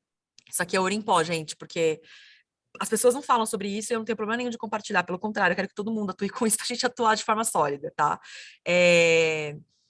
Contratos com outras empresas. Então, a empresa A, a empresa B, a empresa C estão trabalhando numa campanha juntos para lançar uma ferramenta, seja como desenvolvedores, como investidores e tal, e atribuir as responsabilidades de quem faz o quê, justamente quando há um problema com o usuário final. Quem que vai responder o usuário final em termos de responsabilidade civil? E mais, se a Autoridade Nacional de Proteção de Dados pedir a famosa auditoria, que está num dos parágrafos do artigo 20, quem vai responder? Ou, como é que eu vou auditar uma empresa em proteção de dados ou em outros aspectos também relacionados à lei de software, propriedade intelectual, garantir que o cara não está bebendo de uma fonte que vai me causar problema em termos de propriedade intelectual, que isso é seríssimo. Vai gerar uma marca para mim no Midjourney. É mesmo? E vai fazer consulta. Quem que vai fazer a consulta no NPI para entender se, né? Vamos entrar com um pedido no NPI para registrar essa marca, mas cadê a fonte? Acabei de colocar uma notícia aqui, só para polemizar um pouco mais, de uma discussão que está tendo em alguns tribunais no mundo. Um desenvolvedor norte-americano está dizendo que inteligência artificial pode criar patente. Já tomou pau em alguns países. Na UK está começando a discutir isso agora, até coloquei a notícia para vocês olharem. Interessantíssima a discussão. Será que a inteligência artificial a inteligência artificial e o desenvolvedor que está por trás pode ser atribuída à capacidade de criação de patentes? Se sim, como que vai funcionar isso? Vamos ter uma personalidade jurídica única, diferente, aí começa a criar, né, toda aquela que procura. E eu, doutor Rodrigo, eu vou deixar com você a discussão do propriedade intelectual, porque eu não sou conhecedora do tema, eu só estudo para fazer esse vínculo. Então, vejo algumas possibilidades de atuação, algumas que eu dividi com vocês, a gente pode pensar em outras para ampliar o nosso portfólio, claro, com um incentivo, não é tipo, tá vindo consulta disso toda hora, não é algo que está sendo construído. Eu confesso que eu estou insistindo, estou chamando o cliente, oi, tudo bem, querido? Vamos, palavra da inteligência artificial, não é mais nem a palavra da proteção de dados, né? Vamos falar sobre isso? Como é que você está fazendo? A legislação está vindo aí, né? O que você está pensando em governança? E uma última coisa, antes de deixar o Fernando e a Valéria falarem, a FGV São Paulo fez um evento de um lançamento, vai publicar um relatório riquíssimo, gente, é um ouro assim, louco, uma joia maravilhosa, sobre uma pesquisa que eles fizeram de governança e inteligência artificial. Vi que o Edson colocou a notícia da que a Microsoft demitiu todos toda a área de ética e inteligência artificial, e aí isso preocupou todo mundo, aí a pessoa da Microsoft estava nesse evento, e aí quis comentar, e meio que sabonetou, mas falou que a ideia foi, eles pulverizaram a área, não foi mandar todo mundo embora, que eles têm treinamento para todo mundo que entra na empresa sobre ética de inteligência artificial, um treinamento obrigatório para todo colaborador, né? E essa pesquisa da GV que vai ser publicada em abril, eu vou colocar nas minhas redes sociais, que eu tô louca para botar a mão nessa pesquisa, mostrou como algumas organizações estão, de fato, implementando medidas de governança e inteligência artificial para a gente se inspirar e poder adaptar para os menores. E, pô, a gente é advogado, não podemos oferecer esse tipo de serviço. A gente trabalha com governança corporativa no geral, trabalhamos com questão de lavagem de dinheiro, trabalhamos com proteção de dados. Inteligência artificial é só o próximo passo. Só que a gente tem que estar bem informado, a gente tem que estudar muito, para não dar uma recomendação equivocada e gerar um problema que não sabemos nem se vai ser fiscalizado por ANPD ou por outra agência, e assim por diante. Então, são alguns insights aí do que eu tenho visto acontecer e o que eu acho que vai acontecer daqui para frente. Excelente, obrigado, viu, Paula? Vamos lá, o Fernando também pediu ali a palavra. Vamos lá, Fernando. Depois, na sequência, a Valéria. Reane. Boa noite para todos. Boa noite. Paula, eu tenho assim comigo que essa carta que foi divulgada agora recentemente, ela traz um pouco aquele contexto que nós vimos ao longo da década de 80, 90, daqueles filmes onde as máquinas tomavam conta de tudo. Destruíam tudo, subjugavam a humanidade. Podemos esquecer Terminador do Futuro com a Skynet, temos lá, década de 70, 2001, Odisseia no Espaço, o HAL 9000. Será que isso é uma das motivações também para esse pessoal temer tanto o avanço da inteligência digital? Olha, Fernando, super obrigada pela sua pergunta, viu? Eu também compartilho aí das comunidade nerd, tamo junto, também sou dessas. Eu acho o seguinte, existe essa preocupação, Eu, Robô, do Asimov, o filme do Will Smith, para quem não viu, sensacional. Nós temos Black Mirror, né, série da Netflix também, que lá atrás a gente falava, nossa, que loucura, e hoje eu falo, tá acontecendo isso aqui, né, a gente cria um pouco de identidade em relação a algumas situações que, foram previstas com a evolução da inteligência artificial. Matrix total, né, pílula azul ou vermelha, eu me sinto todo dia nessa. Qual que eu vou tomar hoje, né? Eu vou ficar aqui ou vou por trás, né? Isso é uma questão até filosófica, sabe, Fernando? Porque, de novo, eu acho que essa preocupação, ela até pode ser válida numa extensão a longo prazo. Mas, por exemplo, tem alguns vídeos da Boston Dynamics, é uma empresa que desenvolve robôs, né, robótica aliada à inteligência artificial, né, robótica é utilização de partes físicas aí que vão, né, tem próteses que são desenvolvidas com inteligência artificial e robótica, né. Aquele cachorro, né, Paula? Aquele cachorro deles lá, é um negócio assustador aquilo lá, que né? tem no episódio Netflix, do Black Mirror, não sei se vocês lembram, que é o episódio que eu fiquei mais tensa. É assustador aquele cachorro pulando daquele jeito, subindo escada, né, subindo rampa. Na Coreia do Sul foi utilizado para medir a temperatura das pessoas na Covid-19, coletando informação de dados sensível lá. Estava sendo usado, eu estava no parque lá, aparecia a foto da pessoa sentada e o cachorro lá robotizado. Então, assim, eu vejo que tem aplicações de situações que podem se assemelhar a isso, mas a minha preocupação é, tipo, colocar essa ideia numa caixinha do destruição do mundo, Skynet, vai todo mundo morrer e tal, e eu não acho que isso seja o caso. O professor André Gualtieri é um eticista de inteligência artificial e já publicou alguns materiais interessantes sobre armas e inteligência artificial. A gente sabe que a indústria bélica e a área militar, armamentista, acaba sendo pioneira no desenvolvimento de novas tecnologias. Nós sabemos que guerra da Ucrânia, drone com inteligência artificial, né? A própria Google, nos seus princípios, reafirmados aí nesse evento que eu comentei da GV com vocês, disse que um dos princípios que eles têm no desenvolvimento de inteligência artificial é não fazer nada relacionado a questões armamentistas. Eles já têm esse compromisso corporativo e parece que querem aí assinar cartas para dizer que não vamos desenvolver esse tipo de tecnologia. Isso preocupa? Óbvio, né? Nós estamos falando, é o pedaço da Skynet, né? Não diria da guerra geral, mas se a gente tirar o véu da ficção, existem fundos de discussão que são importantes a gente extrair disso, né? Então, não é só ignorar, mas questão da utilização de armas e robôs policiais nos Estados Unidos, né? Saiu uma notícia esse ano, um negócio da Califórnia, né? Vão utilizar a força policial com inteligência artificial independente para identificar, vai usar arma. Qual vai ser é o grande teste da máquina moral que a gente conversou no nosso encontro do passado, né? Quem que é a ferramenta? Se o ser humano às vezes tem subjetividade e erra, e mata, e prende, sem poder e sem razão, como é que a gente vai aplicar isso, por exemplo, no Brasil? Que tem um erro judiciário de prisão de pessoas, pessoas de classe C, D e F, pessoas negras de forma equivocada, só no julgamento humano, que dirá uma máquina? Como que isso vai suceder? Então, eu acho que tem discussões muito relevantes sobre ética e desenvolvimento de inteligência artificial, que tem um dano potencial muito maior, mas, assim, eu só não gosto desse tom também tudo vai acabar, então vamos esperar acontecer o final, enfim, sabe? É só esse ponto que eu coloco. Mas excelentes questões, viu? Obrigada. Obrigado, Paula. Valéria, agora, Valéria, pode estar com a mãozinha erguida aí, está até cansada. Oi, Paula, de qualquer forma, primeiro de tudo, parabéns, tá? A gente percebe realmente, eu reitero as palavras do Dr. Carlos, a gente percebe que você fala além de conhecimento de causa, você é assim, eu até fico imaginando, tão logo surgiu a ferramenta, você já estava lá entrando para ver como é que funcionava, pelo que eu te conheço, né? E aí você vai a fundo e traz as informações de uma forma bem didática, porque você realmente vai atrás da informação, né? A gente percebe quando alguém não tem o conhecimento, está falando só por falar. Então, meus parabéns pela sua apresentação.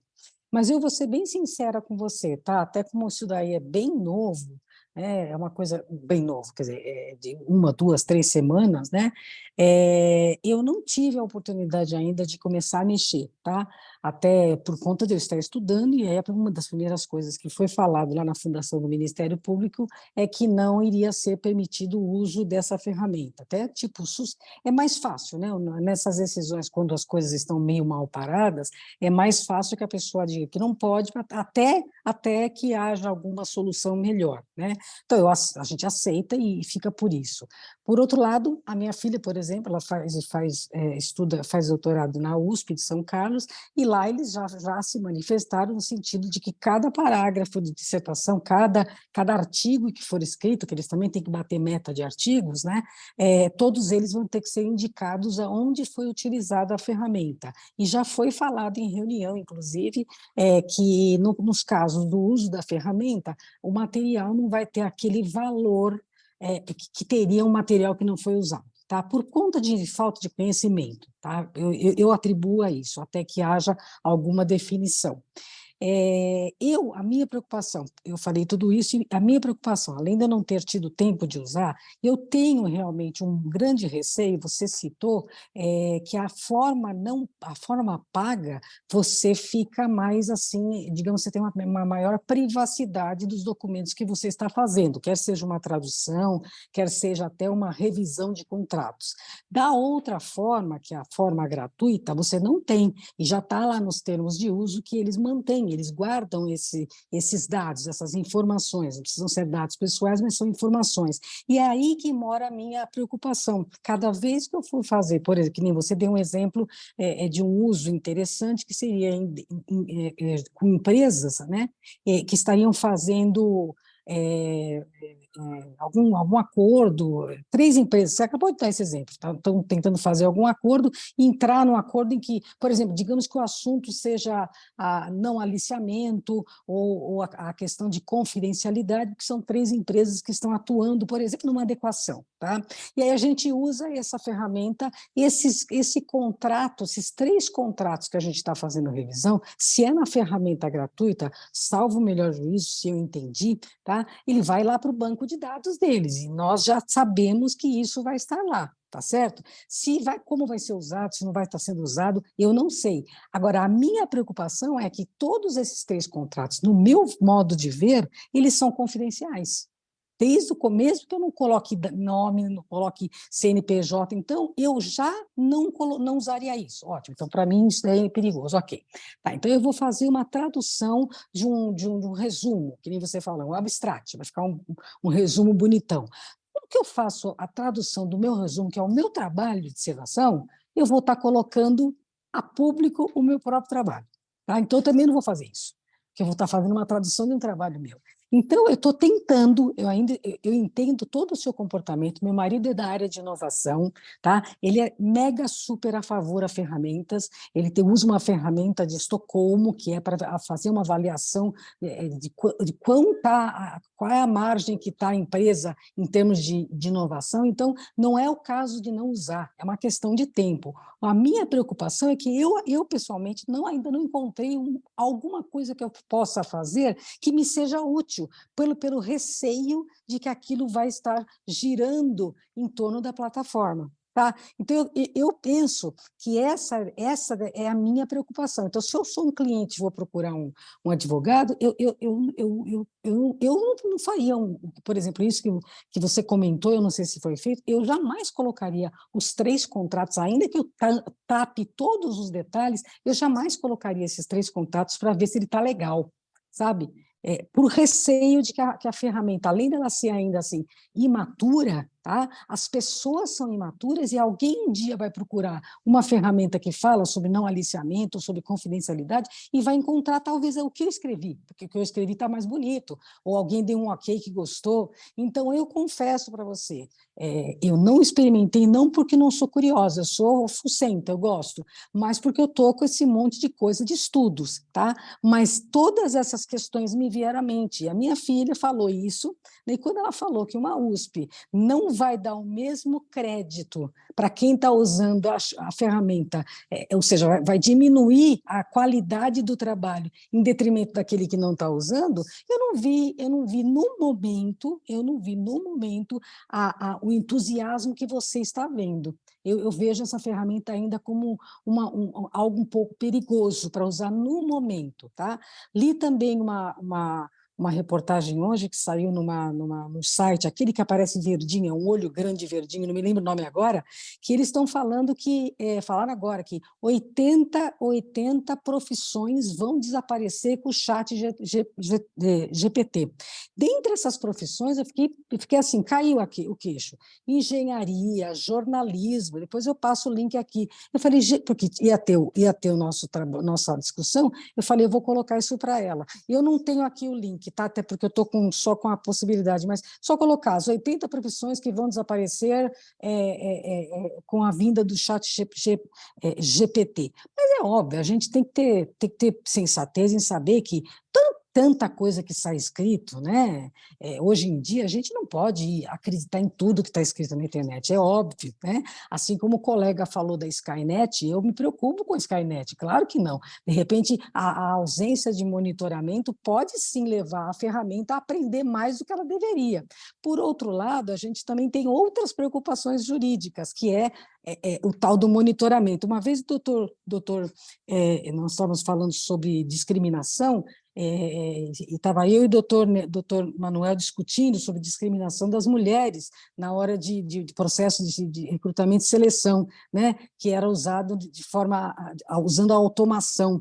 E aí eu questionei que esse era um ponto negativo da ferramenta. Aí ele comentou, e isso ficou gravado na minha mente, ele falou, mas não é a ferramenta que está errada, é o ser humano que ensinou a ferramenta errada.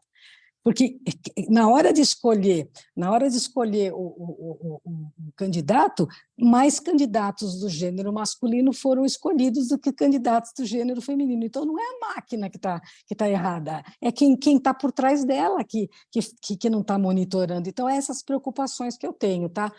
Desculpa, eu não sou contra a tecnologia, tá? Muito pelo contrário, eu acho que ela está aí, ela vai... eu acredito nisso que o doutor Carlos falou, o Elon Musk não é santo, entre aspas, o Microsoft também não é santo, não acredito que eles estejam preocupados com o Skynet. Eles querem um tempo, na minha humilde opinião, eles querem um tempo, evidentemente, que eles não tiveram ainda para desenvolver o que eles querem desenvolver. Era isso que eu queria comentar, e não estou sendo negativa, mas estou sendo prudente. Tá? Era isso. Obrigada. Tá? Foi Obrigado. sensacional. Oi, pode terminar. Não, só agradecer. Ah, tá.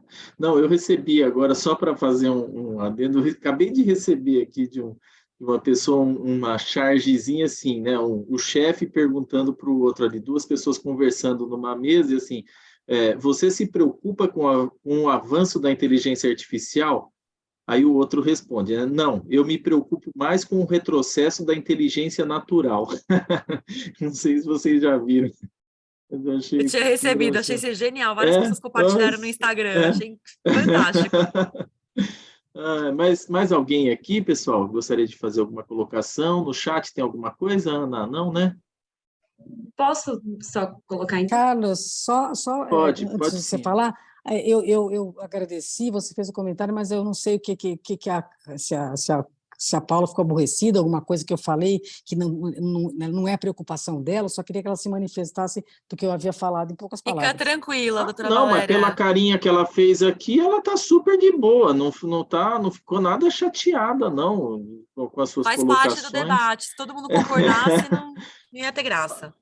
Então. Mas se você quiser fazer alguma colocação a respeito, Paula, fique à vontade também. Nós temos Não, aqui até meia-noite para ficar hoje. não, gente, pelo amor de Deus. Sextando, né? Eu quero... Só, doutora Valéria, obrigada, enfim, pelas colocações. Eu sempre aprendo muito com vocês e eu entendo a sua preocupação. Eu acho que, talvez até por uma questão de ter muita gente envolvida na educação, fica a minha provocação de uma conversa só sobre isso na educação. A USP fez um seminário essa semana, eu não consegui assistir 1000 coisas, mas eu quero ir atrás disso, sobre a utilização do ChatGPT nas universidades, porque existe inclusive uma ferramenta que consegue identificar se a pessoa usou ou não o ChatGPT nos trabalhos acadêmicos, e isso é uma discussão que eu acho que não está superada. Hoje a USP está falando que não, semana que vem pode falar que sim.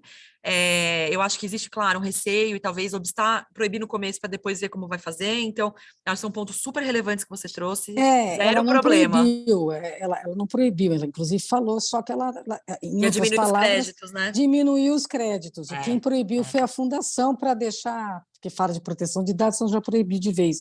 Então, assim, as pessoas estão tomando certas atitudes assim extremistas, né, por conta do receio. Obrigada. Imagina. Jéssica, quer falar? Boa noite, gente. Em primeiro lugar, Paula, parabéns. Parabéns pela iniciativa da OAB e da comissão também, muito incrível. Na verdade, não é nenhuma pergunta, é só um complemento ao que a doutora Ana colocou também, né, sobre aquele receio, digamos assim, de uma extinção, né, de ser um perigo para a humanidade. Eu vi um meme também na internet que eles falavam assim: bom, se chegar a esse ponto, alguém tem que ir lá e tirar da tomada. Então, é sempre muito por trás mesmo, né? As pessoas que estão por trás que pode chegar e fazer alguma diferença, né? Mas é só um comentário mesmo. Maravilhoso, Jéssica, adorei. É isso aí. Quem está por trás do desenvolvimento, como a gente está controlando, incrível. Obrigada por compartilhar. Mais alguém? Rodrigo, gostaria de colocar mais alguma coisa? Vamos lá, fique à vontade. Você está fazendo essa pergunta para mim. Fique à vontade, Rodrigo. Vai, vamos. Eu estou super satisfeito. Eu vou abrir. Ele fica chamando a minha atenção no WhatsApp. Ele fica chamando a minha atenção. Não, de jeito nenhum. Eu deixo à vontade. Vou mostrar aqui. Não é prova fidedigna isso. Eu usei o Verifact aqui. Verifact. Bom, mas mais alguém aí gostaria de fazer alguma colocação? Não? Doutor Carlos. Fernando. O Fernando. Quem? Doutor Carlos. Eu encontrei o artigo que foi citado pela Valéria, do Olhar Digital. Eu coloquei no site, aí no chat, se alguém tiver interesse em ver o artigo. Eu consegui encontrar. Mas você compartilhou aqui no chat? Você compartilhou aqui, né? Isso, né? Obrigado, Fernando, né? Fernando? Correto. Obrigada, Fernando. Obrigada, Fernando. Tá? Até engenheiro civil, fiquei chocada. Você viu? Não, vai ler. Nós não estamos aí. Eu fui até o final, não estamos aí. Assistente jurídico, eu achei. Mas advogado não está aí. A doutora Paula tem razão. Mas eu fiquei assustada, gente. Jornalista. Estudiosos, que nem nós, né? Como é que fala? Eu fugi a palavra agora, fazendo levantamentos acadêmicos, também está aí. Pesquisadores, né? Pesquisadores também está aí. Enfim, tem uma porção de coisa. Eu fico imaginando, a gente não tem mais engenheiro civil. Como é que a gente vai construir uma casa? Com que Então, eu preciso conhecimento? avisar, o meu marido é engenheiro elétrico e também vai entrar em extinção. Eu Olha preciso aí. avisar para Aí ele. você fala para ele, agora Cuida quem bem manda aqui sou dele, Ana, eu. porque ele é um ser em extinção, tá vendo? Já Cuida era, bem, agora aproveita, porque ele é um ser em extinção. Ai, ele meu só Deus. aumentou o valor agora. Então, dá uma olhada, são 80 profissões. Eu fiquei assim, É, pasma. eu vi E também. não são qualquer profissões. Jornalismo ainda teve uma época aí, há uns 7 anos atrás, que queriam tirar e agora voltou. E já tem até PL para isso. Mas tem umas profissões aí, umas coisas aí, gente, que isso acabou de começar. É verdade. Enfim. Sabe o É. que eu acho que vai ser a diferença, por exemplo, para nós advogados? É o seguinte: o advogado vai pedir para fazer um contrato, o ChatGPT fazer um contrato. 90% vai copiar e colar o que o ChatGPT escreveu. Entendeu? 10% Então, só que vão. Pensar, né? O seu microfone desligou, Rodrigo. no Seu mudo. microfone está Então, desligado. sabe o que vai acontecer? Ao invés do pessoal falar com o contador, que é assim que o pessoal faz, né? Ele procura na internet, ele não acha, aí ele vai procurar conversar com o contador. Se o contador não conseguir fazer o contrato, aí ele vai no chat GPT. Se o chat GPT não fizer direito, aí ele vai no advogado. Não, só para Então, completar o que pessoal, eu estava é falando, complicado, viu? o que vai diferenciar é isso mesmo. Quem vai fazer a revisão vai se destacar quem fizer a revisão do texto que o Exato, vai ChatGPT. ser, porque o cara vai trazer o troço pronto, e aí os honorários, não, mas doutor, eu já trouxe meio caminho andado. Porque eu vou falar, hein? É, ó, O que eu estou vendo detalhe. de Tá tudo petição, copiado. o que eu estou vendo de petição direto do Jus Brasil nos processos ali, sem tirar nenhum. Nossa, É.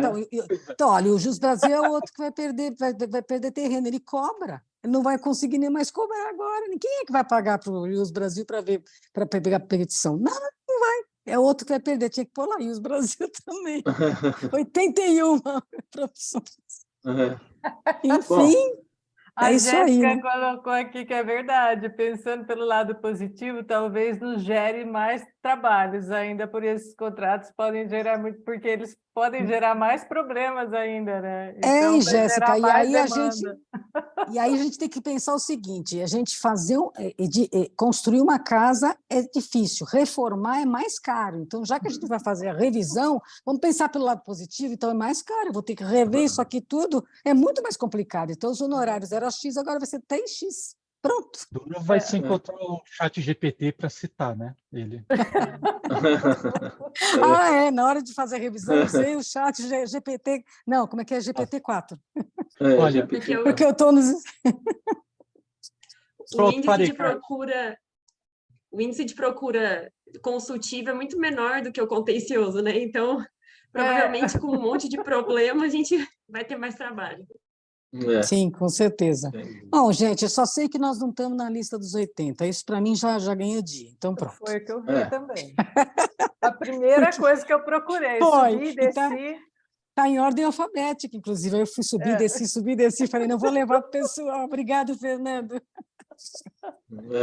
Bom, pessoal, obrigado, viu, pela participação, pela dinâmica aí das perguntas, das colocações. Eu gostaria também de agradecer o pessoal aqui da OAB, né, a Valéria, da OAB, não a Reane. A Reane já teve o agradecimento inicial lá, mas a Valéria da OAB, a Miriam, que esteve aqui também presente, toda a diretoria da OAB, na pessoa da presidente, doutora Luciana Freitas, que sempre nos apoia também nos eventos que a gente realiza, que a comissão realiza, né? E um bom final de semana a todos. Paula, mais uma vez, muito obrigado pelas suas colocações, pela sua disponibilidade. Foi incrível mesmo, para todos nós aqui, tenho certeza disso. Obrigada pela oportunidade, pelas portas abertas, vocês são demais. E vamos fazer mais com outros temas aí, mais pontuais, específicos, e a gente vai seguindo aí, se tá não bom? Se não for entediante, a gente pode falar sobre a ferramenta sob o ponto de vista estritamente de dados e dados pessoais e dados de empresa. Vamos pensar aí, né? Que aí eu acho que é interessante.